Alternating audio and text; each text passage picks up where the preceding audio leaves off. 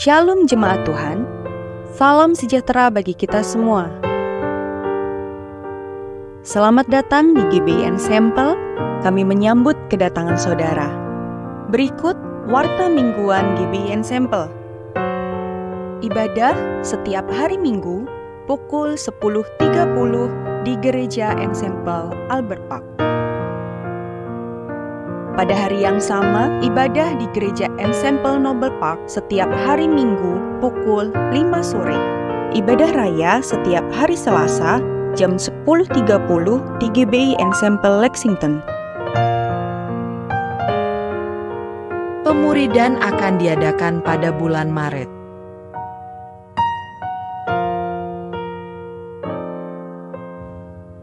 Hari Kamis, ada ibadah menara doa jam 5 pagi. Bagi dewasa muda, mari bergabung dalam ibadah tengah minggu setiap hari Senin jam 8 malam. Dan setiap hari Jumat jam 8 malam ada ibadah 738 Persekutuan Keluarga. Mari bergabung dalam Easter Camp 2025 pada tanggal 18 sampai 21 April di Gondi-Windy Lodge, Sylvan, Victoria. Nikmati 3 malam dan 4 hari penuh kebersamaan, sukacita, dan pertumbuhan rohani hanya dengan $220. Sudah termasuk akomodasi dan konsumsi. Pendaftaran dibuka mulai 19 Januari 2025. Jangan lewatkan pengalaman yang tak terlupakan ini. Mulai tanggal 26 Januari hingga 2 Maret, gereja kita mengadakan persembahan buah sulung.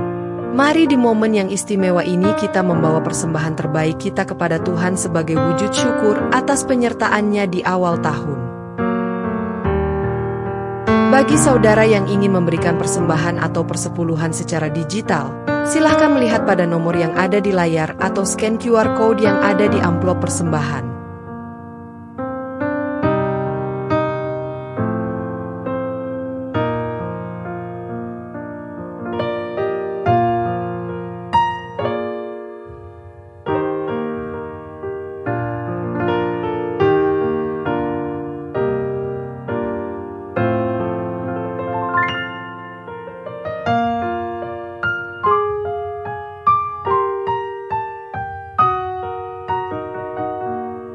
Saudara yang kami hormati, kami mengundang saudara untuk berpartisipasi dalam penggalangan dana yang dapat saudara lihat di layar.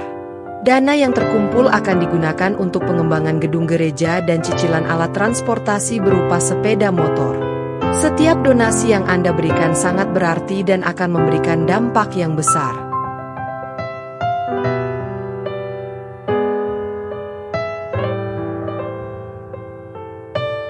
Kami menyambut Bapak Ibu dan Saudara yang baru pertama kali hadir di gereja kami. Bagi Bapak Ibu yang rindu berjemaat, atau jemaat lama yang belum memperbaharui data, atau yang belum pernah mendata diri, silahkan mendata diri saudara melalui QR Code berikut ini. Sekian warta gereja Ensemble minggu ini. Tuhan Yesus memberkati.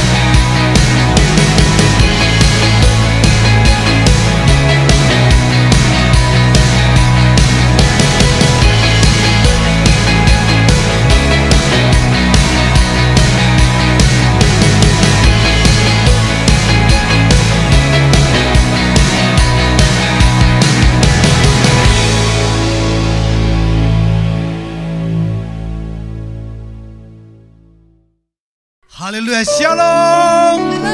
Haleluya, berikan tepuk tangan yang meriah buat Tuhan kita. Dia Allah yang hebat dan yang luar biasa. Kita akan mulai ibadah kita. Kita bersatu duduk sejenak. Terima kasih Tuhan. Engkau Allah yang hidup. Engkau Allah yang perkasa. Bagimulah Tuhan pujian penyembahan kami. Bagimulah Tuhan segalanya puji hormat kami. Karena Engkau terlalu baik dalam kehidupan kami. Kesempatan yang indah Kau berikan bagi kami Tuhan pagi siang hari ini. Sungguh luar biasa kasih-Mu bagi kami. Terima kasih Tuhan. Kami akan memuji-muji menyembah-Mu di dalam nama Yesus.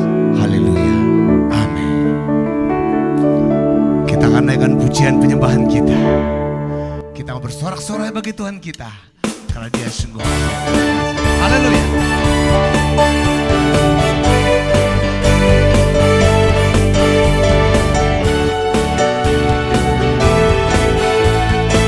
Katakan segala puji syukur. Segala puji syukur hanya bagi-Mu Tuhan. Sebab Kau yang layak dipuji. Mari bersorak bagi Tuhan. Kami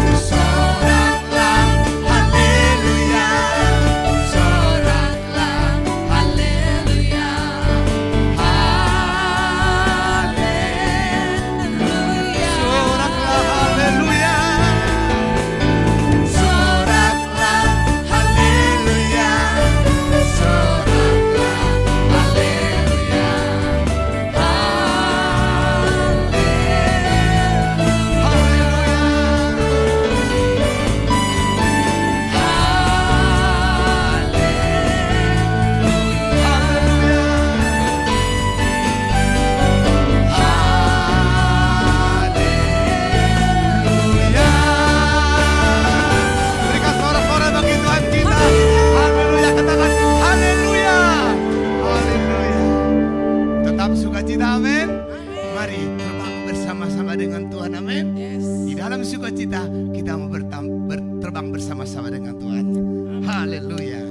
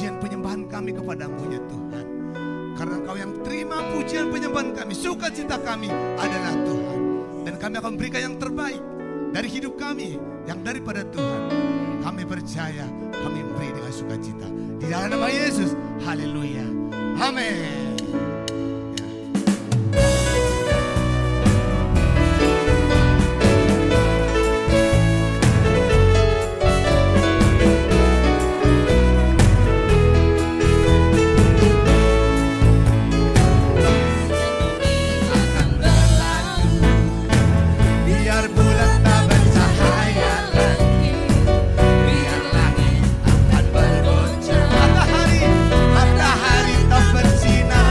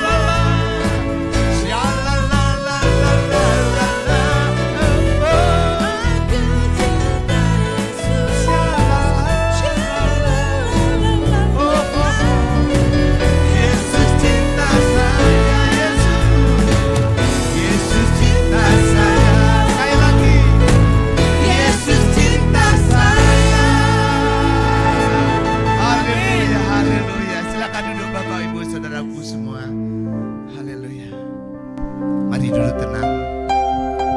Kita mau menyembah Dia. Kita mau meninggikan nama Dia yang penuh dengan keagungan. Yesus adalah juru selamat bagi setiap kita. Dialah kemenangan kita. Haleluya.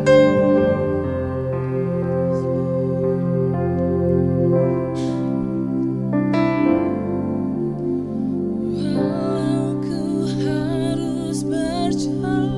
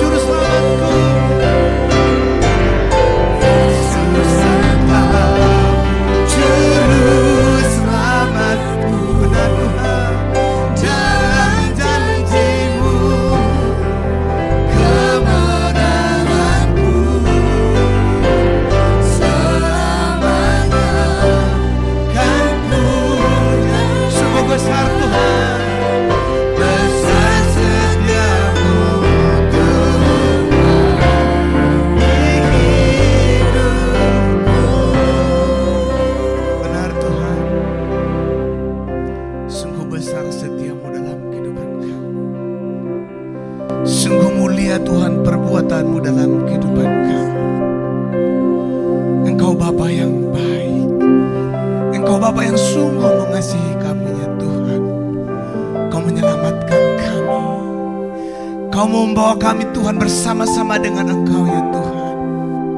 Memberikan kemenangan bagi setiap kami Tuhan. Terima kasih Tuhan. Terima kasih. Inilah ucapan syukur kami kepada-Mu Tuhan. Haleluya. Katakan, Yesus Engkau juru selamatku.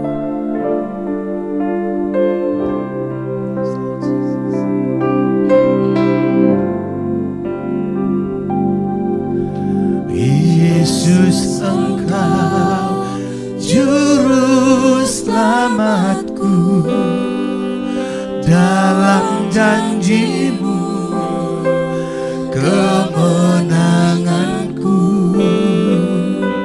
selamanya kan ku nyatakan. Besar setia-Mu Tuhan di hidupku. Besar setia-Mu, besar setia-Mu Tuhan. Besar setia-Mu, besar setia-Mu Tuhan. Besar setia-Mu, besar setia-Mu Tuhan di hidupku.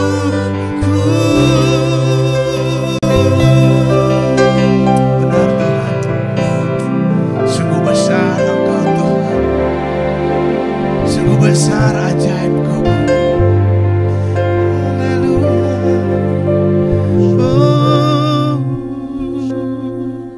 Terlalu besar kasih-Mu.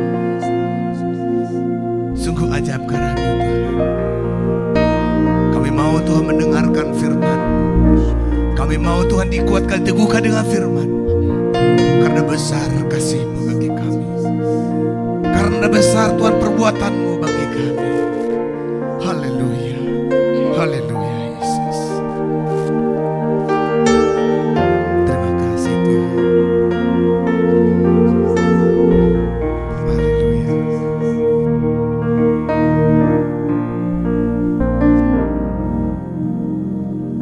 Telah kulihat bukti kasih-Mu. Kau menderita gantikan. Amin. Dengan darah-Mu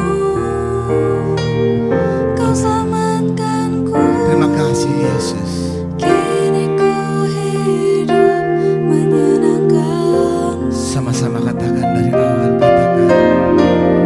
Telah Kulihat bukti kasih-Mu. Kau menderita gantikanku dengan darah-Mu ya Tuhan. Dengan darah-Mu Kau selamatkanku. Kini ku hidup menyenangkan-Mu.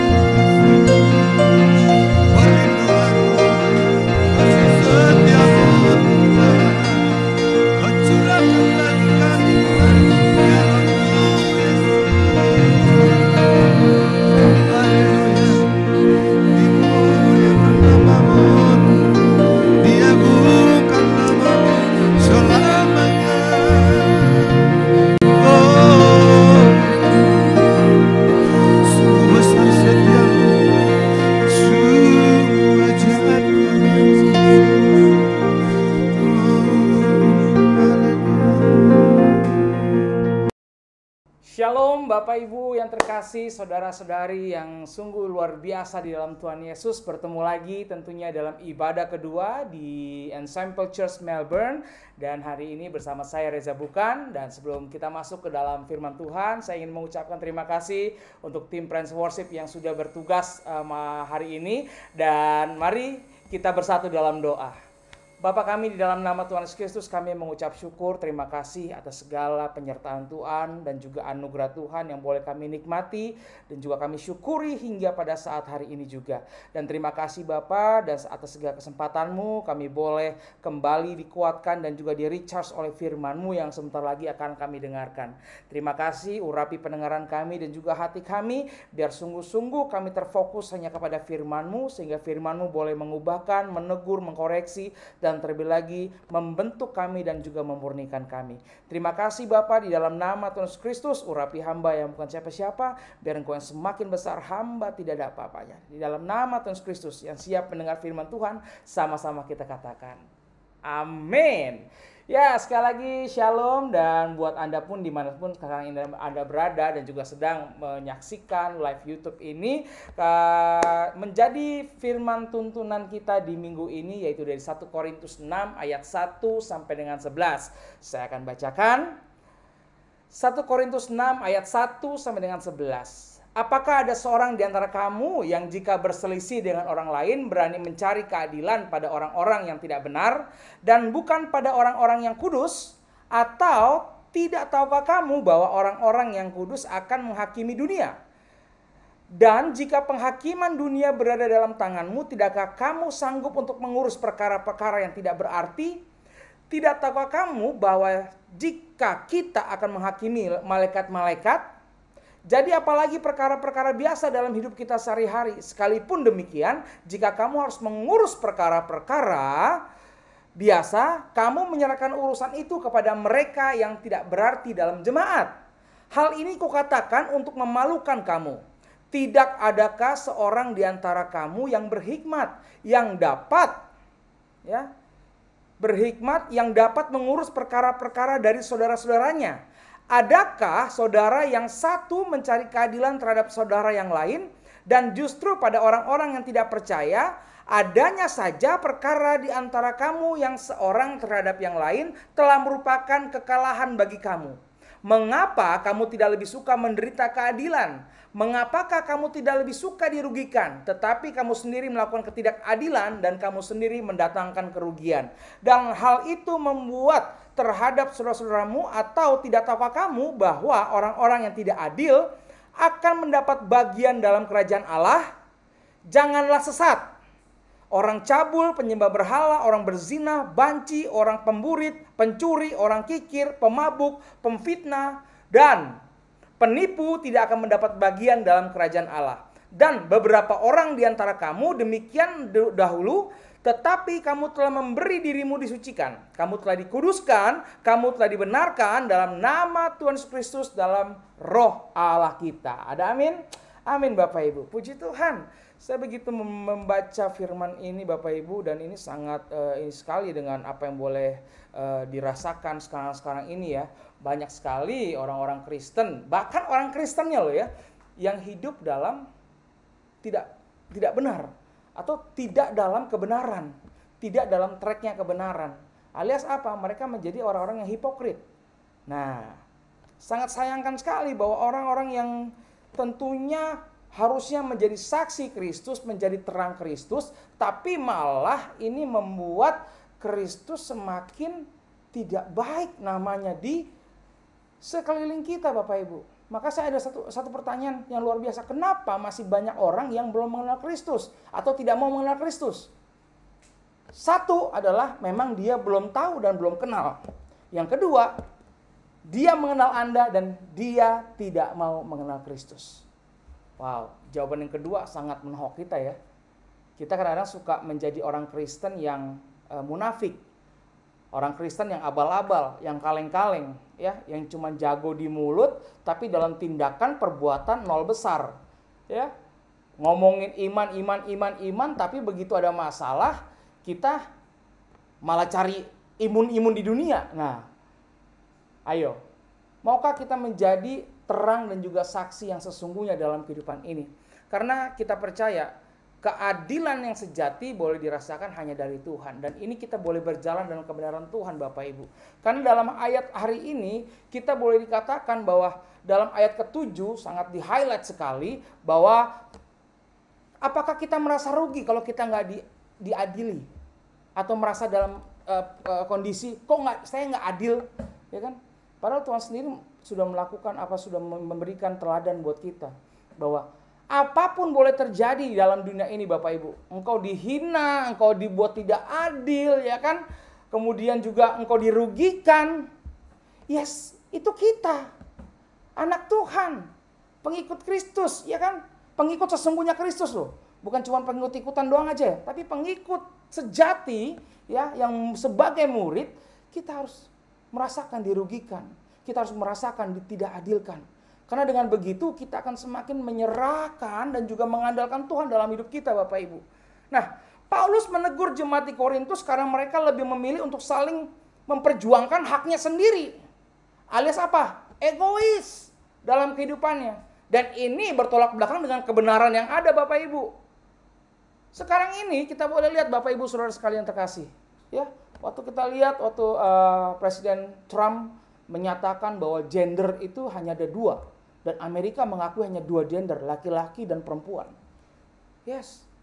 Tetapi pada saat itu ada juga yang meminta keadilan dari pihaknya LGBT ini untuk bagaimana mereka melihat bahwa masih banyak orang-orang ya yang bekerja, yang membayar pajak ya, dan mereka minta keadilan dan mereka adalah bagian dari LGBTQ. Nah, bagaimana dengan itu?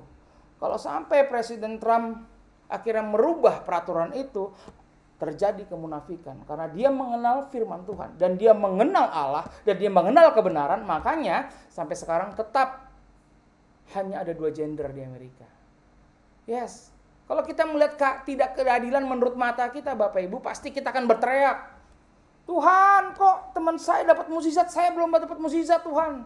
Apalagi ya mungkin yang kalau boleh saya bercerita mengenai background saya yang pernah dalam penjara, ya kan.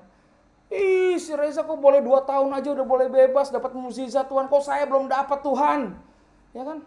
Dia melihat keadilan itu menurut matanya sendiri, menurut keinginan sendiri, menurut egonya sendiri, nggak akan ketemu Bapak Ibu. Makanya kita sungguh-sungguh boleh berjalan dalam kebenaran, berarti apa? Kita nggak lagi atau kita melepas segala haknya kita. Kalau kita masih ego sendiri, berarti masih daging berbicara Bapak Ibu. Masih kemanusiaan kita yang berbicara, bukan roh yang berbicara. Kalau roh akan bicara soal mengalah, menerima, rendah hati, ya kan? Lalu melihat apapun proses yang ada, itu adalah satu proses atau satu perjalanan pembentukan karakter dari setiap daripada kita. Cuman sayangnya sekarang ini dibenturkan dengan apa? Dengan pola pikir yang masih belum diperbarui, ya kan? Hati yang belum sungguh-sungguh mau dipulihkan, masih nyaman dengan dosa, masih nyaman dengan hati yang jahat, masih nyaman dengan pola pikir yang mengenakan diri sendiri Bapak Ibu. Nah, kita boleh bicara hari ini belajar bagaimana hidup tanpa kemunafikan, ya. Sangat berat, ya. Yes, dibilang sangat berat sekali. Kalau kita sekarang ini boleh belajar, ya. Kemunafikan dalam keadilan adalah ketika kita mengaku orang sebagai orang yang adil, tetapi tindakan kita justru merugikan orang lain. Atau mencerminkan kebenaran firman Tuhan. Tidak mencerminkan kebenaran firman Tuhan dalam apa yang kita lakukan Bapak Ibu. Nah, ini dosa yang serius. Ya, karena tidak hanya merusak hubungan kita dengan sesama, mencari tidak enak, permusuhan, ya kan, terjadi debat-debat kursi yang gak jelas, akhirnya perselisihan, dan juga menghalangi kita menjadi terang bagi dunia ini Bapak Ibu. Seperti pertanyaan tadi awal. Mungkin orang setelah melihat kelakuan Anda, melihat karakter Anda, melihat apa yang Anda lakukan, malah dia gak mau menerima keselamatan itu. Dia gak mau kenal Kristus. Wow. Hari ini kita sungguh-sungguh ditilik. Saya pun merasakan suatu teguran yang sangat luar biasa. Karena tentunya keadilan itu akan menjadi sebuah keadilan kalau Tuhan yang berbicara. Amin. Kalau Tuhan yang benar-benar boleh berbicara buat setiap daripada kita. Dalam apapun itu. Makanya kita boleh belajar bahwa kata munafik itu sebenarnya dalam bahasa Inggris hypocrite, yang berasal dari bahasa Yunani yaitu hypocrites. Nah, hypocrites ini dipakai untuk menjelaskan seorang aktor yang memainkan beberapa peran di panggung dalam pertunjukan yang sama dengan cara memakai berbagai-bagai topeng. Apakah kita menjadi orang Kristen yang bertopeng? Atau orang Kristen yang memang apa adanya? Apa yang ada di dalam dan itu yang keluar di luar kita? Atau apa yang ada di topeng kita itu bertolak belakang dengan di dalam? Tinggal kita sekarang menjawab sendiri. Nah, kemunafikan dalam keadilan terjadi ketika kita ini berlaku sok adil tapi nggak adil bagi orang lain. Berat nggak? Berat sekali. Yes. Perlu proses pembelajaran. Yes. Kita nggak boleh. Kadang-kadang sama anak kita pun kita suka nggak adil. Jangan ini ya. Nanti ini padahal cuma buat supaya kita tenang. Maksudnya nggak terganggu dengan anak kita. Ya kan? Kadang-kadang kita suka memberikan hal-hal yang nggak adil menurut orang, tapi menurut kita adil. Nah, itu mesti kita hilangkan Bapak Ibu. Dan kita belajar bagaimana kita boleh melepaskan hak kita itu. Oke, saya diperlakukan tidak adil sekarang ini, tapi saya percaya pembelaan itu dari Tuhan. Yes, bahwa orang yang sungguh-sungguh mengandalkan Tuhan dalam hidupnya pasti akan diberkati. Salah satunya apa? Dia akan mendapatkan penghakiman yang seadil-adilnya. Jadi nggak usah lagi kita berpikir yang aneh-aneh di luar pemikiran kita Bapak Ibu. Karena percayalah, Tuhan itu maha, ya kan? Maha besar. Dibilang besar kasih karunia-Nya, berarti apa? Yang memberikan itu juga besar. Dan Dia besar Bapak Ibu, tidak terbatas. Jadi kita harus sungguh-sungguh bisa hidup dalam Tuhan, dalam kebenaran Tuhan Yesus, ya, dalam kasih Tuhan, sehingga kita semua boleh didewasakan. Karena orang yang masih menghitung keadilan menurut sesuai apa yang dia mau, orang itu egois dan tidak dewasa rohani. Nah, mengapa sih orang munafik itu, ya, mengapa orang menjadi munafik dalam keadilan? Satu, egois. Keinginan untuk memenangkan kepentingan sendiri seringkali membuat mengabaikan keadilan bagi orang lain. Nggak usah jauh-jauh Bapak Ibu. Sama istri kita, sama suami kita. Apakah kita sudah sungguh-sungguh berlaku adil? Apakah kita berlaku adil itu menurut Alkitab adalah bagaimana kita boleh melepaskan apa yang boleh kita dapat tapi kita berikan. Keadilan bukan soal bagaimana setara. No. Adil bagi Tuhan adalah bagaimana kita mau berlaku jujur, melakukan firman itu, ya. Jangan di-courting, jangan ditambah-tambahin, ya kan? Sekarang kan banyak begitu. Bukan hanya soal ajaran palsu. Banyak iman palsu juga sekarang. Hati-hati. Iman palsu apa? Berarti yang nggak original. Nggak orisinil, ya kan? Iman palsu ya gitu. Kelihatannya wah tegar, tapi begitu ada masalah baru kelihatan aslinya. Iman yang palsu. Lalu kedua itu bagaimana orang menjadi munafik dalam keadilan? Ketakutan. Takut kehilangan status, takut kehilangan kekuasaan, takut kehilangan pengakuan dari orang, ya kan? Itu dia, akhirnya dia berbuat tidak adil. Ketakutan nggak diakuin. Ya kan? Ketakutan nggak dapat kekuasaan, dia akhirnya lakukan apa yang tidak sesuai dengan firman Tuhan. Lalu apa? Takut nggak dapat pengakuan nih dari orang. Ya udah lakuin apa aja deh. Sikat sana, sikat sini, pepet sana, pepet sini, tikung sana, tikung sini. Kalau bisa tipu sana, tipu sini dah. Bahaya. Lalu mengapa orang yang ketiga menjadi munafik dalam keadilan itu kurangnya kasih. Ketika kita tidak sungguh-sungguh hidup di dalam Tuhan yang adalah kasih itu Bapak Ibu, maka hidup kita nggak tulus. Hidup kita penuh hitung-hitungan. Ya, hidup kita penuh dengan kalkulator. Kalau lo baik, gue lebih baik. Tapi kalau lo jahat, gue lebih jahat. Nah itu dia. Hidupnya nggak dalam kasih. Kalau hidup dalam kasih, sungguh-sungguh Bapak Ibu kita boleh melepaskan apa yang boleh menjadi hak kita. Seperti apa yang sudah diteladankan oleh Yesus Kristus. Kalau engkau jahat sama aku tetap baik sama kamu. Aku tetap mengampunimu, aku tetap memberkatimu. Beda kan? Kalau di dunia mungkin oke, gue maafin tapi gue gak lupain lo. Sadis. Tapi kalau dalam kasih, aku mengampunimu dan aku melupakan apa yang boleh menjadi kesalahanmu. Karena tentunya kita membenci dosanya, tidak membenci pribadinya. Amin, kita belajar dari itu ya. Yes, amin ya. Amin.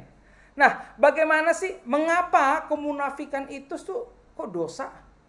Loh iya dong, ini padahal dosa itu bukan sesuatu hal yang boleh kelihatan aja Bapak Ibu. Ih jahat nyolong, ih mukul orang, ya kan? Wah, enggak itu doang. Dosa pun dalam pikiran kita juga berdosa. Dalam apa yang menjadi keputusan kita itu juga berdosa kalau salah. Ya. Mengapa kemunafikan itu berdosa? Satu, melanggar perintah kasih. Karena Tuhan memerintahkan buat setiap daripada kita untuk mengasihi sesama seperti mengasihi diri kita sendiri. Kalau kita berbuat adil buat kita, berarti harus juga adil buat orang lain. Susah? Susah. Makanya kita butuh hikmat Tuhan, Bapak Ibu. Kita butuh hikmat Tuhan. Ya, dan membutuhkan kasih karunia Tuhan setiap hari, ya, setiap detik bahkan. Karena kita nggak tahu apa yang terjadi. Setiap detik bisa berubah. Kita butuh kasih itu. Hidup dalam kasih. Lalu, mengapa kemunafikan itu berdosa? Yaitu menghina keadilan Tuhan. Nah, kalau kita sok-sok belaga adil, ya kan, apalagi kita boleh, mungkin sekarang ini ingat bahwa Tuhan ingin terus menjadikan kita kepala, ya kan, membuat kita naik pada saat kita di atas, pada saat kita pada top-topnya, punya harta segalanya, kayaknya kita bakal banyaknya ya, kita akan ditutup oleh itu semua Bapak Ibu. Kita nggak ngelihat Tuhan lagi. Makanya pada saat itulah kita boleh bersikap nggak adil sama orang, nggak adil sama sesama. Makanya kita boleh terus belajar bagaimana Tuhan itu adalah sumber keadilan sejati. Ya, karena apa? Kita menjadi munafik karena kita merendahkan keadilannya Tuhan. Keadilan Tuhan gini, kalau jangan belajar dengan pola dunia. Mungkin kalau pola dunia kamu kasih, kamu akan dikasih, ya kan? Bener gak? Kalau saya baik sama kamu, kamu baik sama saya dong, ya kan? Kalau kita, mungkin ada orang, pada saat kita baik sama orang, kita nggak lagi mengharapkan kebaikan itu, ya. Kita percaya bahwa kebaikan itu bisa dituai oleh anak-anak kita, Bapak Ibu. Itu keadilan Tuhan. Dan kita nggak bisa mempolakannya atau mencatatnya atau menghitung rumus-rumusnya, nggak ada. Biar itu menjadi otoritasnya Tuhan. Amin. Lalu yang ketiga yaitu merusak kesaksian. Nah, kemunafikan atau tidak berjalan dalam kebenaran Tuhan itu bisa merusak kesaksian hidup kita. Tadi pertanyaan awal balik lagi. Bagaimana hidup kita sebagai Alkitab yang terbuka harusnya membawa orang lebih dekat lagi kepada Tuhan atau membawa orang-orang yang belum mengenal Tuhan menjadi mengenal Tuhan dan menerima keselamatan itu. Kalau kita nggak munafik, ya, ini pelayanan doang jago nih, sehari-harinya penuh dengan kebohongan, penuh dengan intrik-intrik, ya kan? Nah, itu kita menghilangkan atau merusak kesaksian kita. Ya. Kemunafikan membuat orang lain sulit melihat Kristus dalam hidup kita. Wah. Mari Bapak Ibu, kita boleh sungguh-sungguh jangan lagi hidup dengan kemunafikan, dengan topeng, tetapi hidup dengan kebenaran, ya. Nah, bagaimana sih supaya kita tidak munafik? Yang pertama adalah hidup dalam kerendahan hati. Mengakui bahwa kita tidak sempurna dengan membutuhkan kasih karunia Tuhan setiap hari. Anak Tuhan yang seperti ini berarti apa? Dia mau terus terhubung sama Tuhan. Dia terus mau mengandalkan Tuhan dalam hidupnya. Dia nggak mau jago-jagoan sendiri, ya kan? Hidupnya penuh dengan baca firman, ya kan? Penuh dengan mesbah doa, penuh dengan memuji Tuhan, dan boleh melakukan apa yang boleh tidak pernah dia lakukan dalam hidupnya. Nah, saya selalu bilang, Jangan lagi bilang apa yang sudah Tuhan lakukan, tapi apa yang belum kita lakukan untuk Tuhan. Lakukan, ambil bagianmu, komit sama Tuhan, maju dengan apinya Roh Kudus. Saya percaya Tuhan akan semakin mengenal kita. Bukan cuma kita mengenal Tuhan, tapi kita dikenal Tuhan. Amin. Yang pertama, hidup dalam kebenaran hati. Yang kedua, menerapkan keadilan yang seimbang. Bersikap adil tidak hanya bagi diri sendiri, tapi juga bagi orang lain. Ini enak bagi saya, tapi bagi orang enak gak? Terserah, orang aja, yang penting gua aman dulu. Nah, hati-hati. Tipis, ya kan? Petty. Makanya kita perlu hikmat Tuhan, Bapak Ibu. Apakah saya sudah berlaku adil buat orang-orang sekitar saya? Apakah dalam kehidupan rumah tangga saya sudah adil dengan suami saya? Apakah saya sudah adil dengan istri saya? Ya kan? Kadang-kadang kita masih ini bapak-bapak juga kadang-kadang suka masih ada me time sama teman-teman nongkrong. Ya nggak salah sih Pak, cuman jangan itu jadi satu kewajiban. Ingat, nongkrong sama istri aja. Ya kan? Selain nggak diteleponin, nggak mungkin.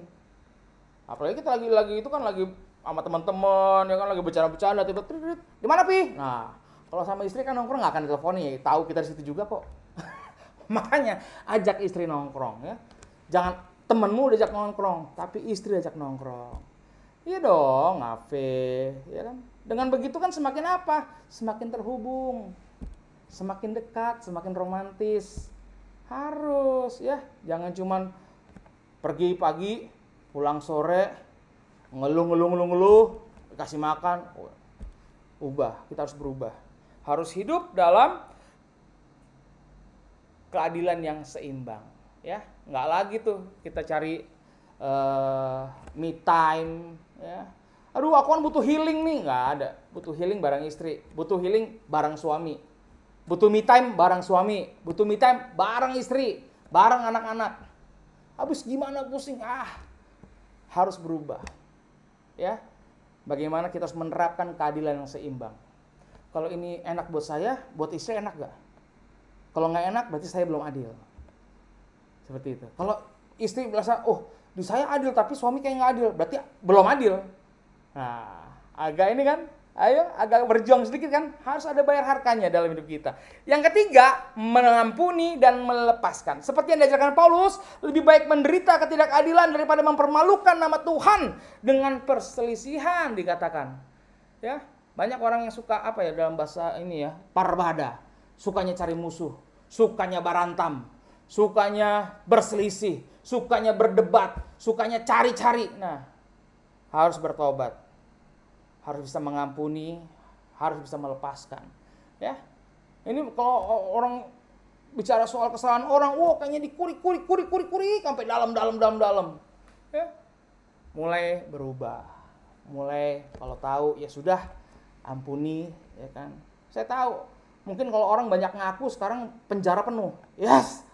Tapi biarlah itu menjadi kuasanya Tuhan yang bekerja. Bagian kita adalah bagaimana kita mau berani mengampuni. Karena orang yang mau mengampuni tentunya dia akan diampuni oleh Tuhan kita.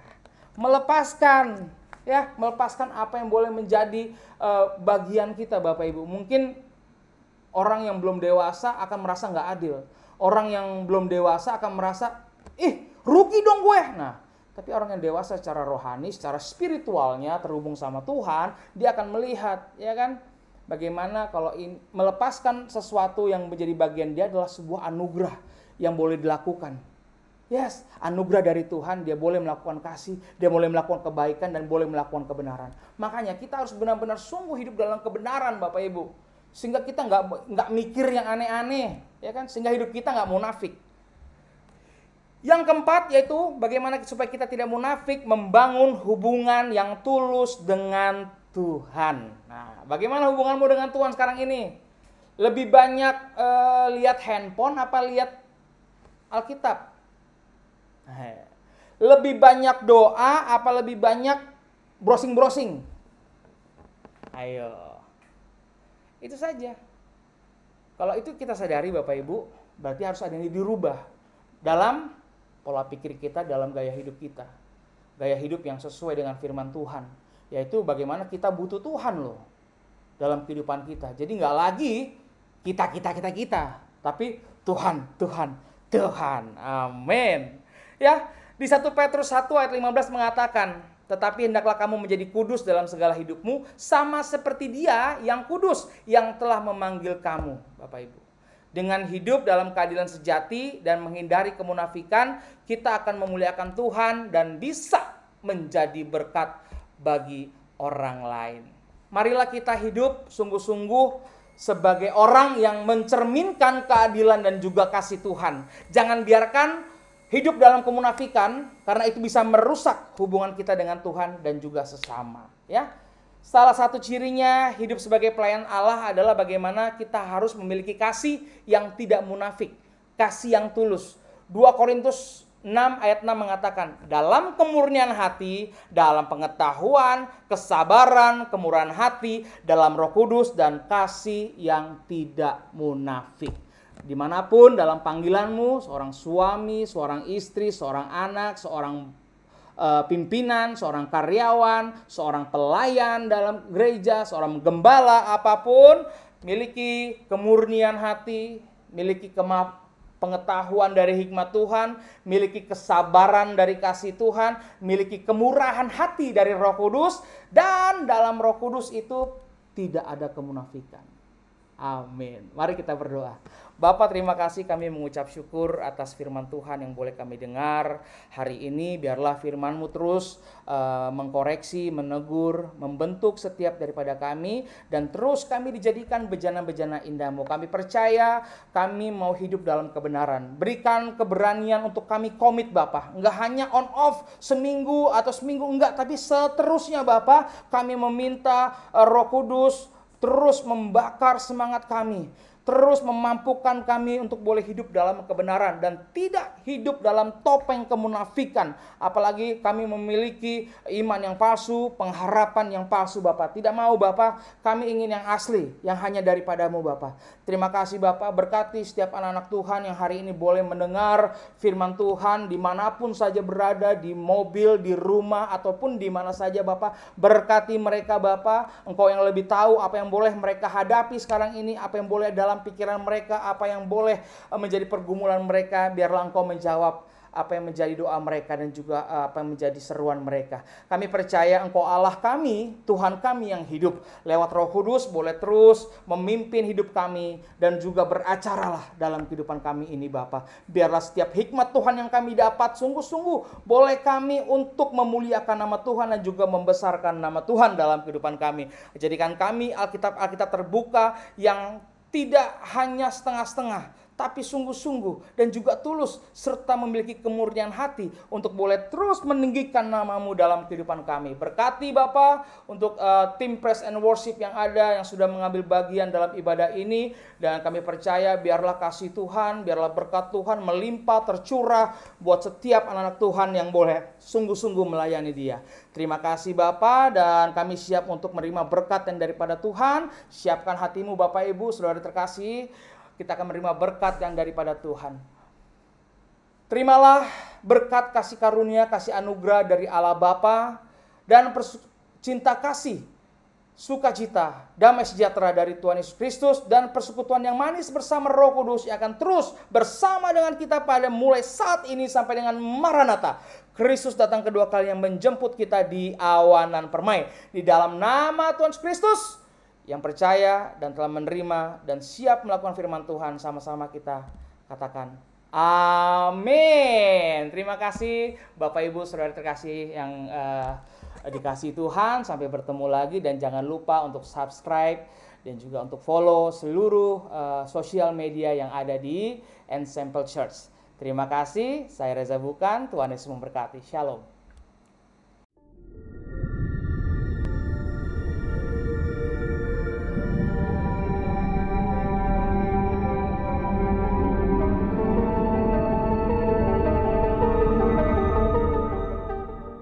Shalom jemaat Tuhan, salam sejahtera bagi kita semua. Selamat datang di GBI Ensemble, kami menyambut kedatangan saudara. Berikut warta mingguan GBI Ensemble. Ibadah setiap hari Minggu pukul 10.30 di Gereja Ensemble Albert Park. Pada hari yang sama, ibadah di Gereja Ensemble Noble Park setiap hari Minggu pukul 5 sore. Ibadah raya setiap hari Selasa jam 10.30 di GBI Ensemble Lexington. Pemuridan akan diadakan pada bulan Maret.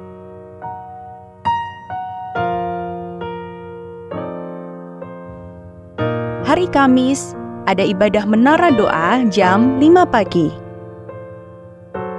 Bagi dewasa muda, mari bergabung dalam ibadah tengah minggu setiap hari Senin jam 8 malam. Dan setiap hari Jumat jam 8 malam ada ibadah 738 Persekutuan Keluarga. Mari bergabung dalam Easter Camp 2025 pada tanggal 18 sampai 21 April di Gundi Windy Lodge, Sylvan, Victoria. Nikmati 3 malam dan 4 hari penuh kebersamaan, sukacita, dan pertumbuhan rohani hanya dengan $220. Sudah termasuk akomodasi dan konsumsi. Pendaftaran dibuka mulai 19 Januari 2025. Jangan lewatkan pengalaman yang tak terlupakan ini. Mulai tanggal 26 Januari hingga 2 Maret, gereja kita mengadakan persembahan buah sulung. Mari di momen yang istimewa ini kita membawa persembahan terbaik kita kepada Tuhan sebagai wujud syukur atas penyertaannya di awal tahun. Bagi saudara yang ingin memberikan persembahan atau persepuluhan secara digital, silahkan melihat pada nomor yang ada di layar atau scan QR Code yang ada di amplop persembahan.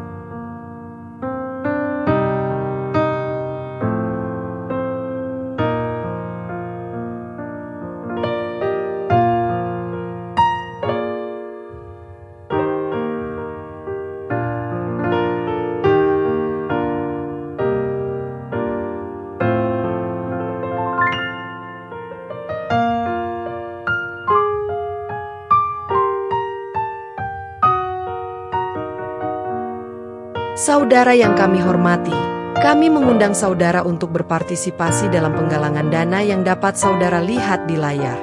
Dana yang terkumpul akan digunakan untuk pengembangan gedung gereja dan cicilan alat transportasi berupa sepeda motor. Setiap donasi yang Anda berikan sangat berarti dan akan memberikan dampak yang besar.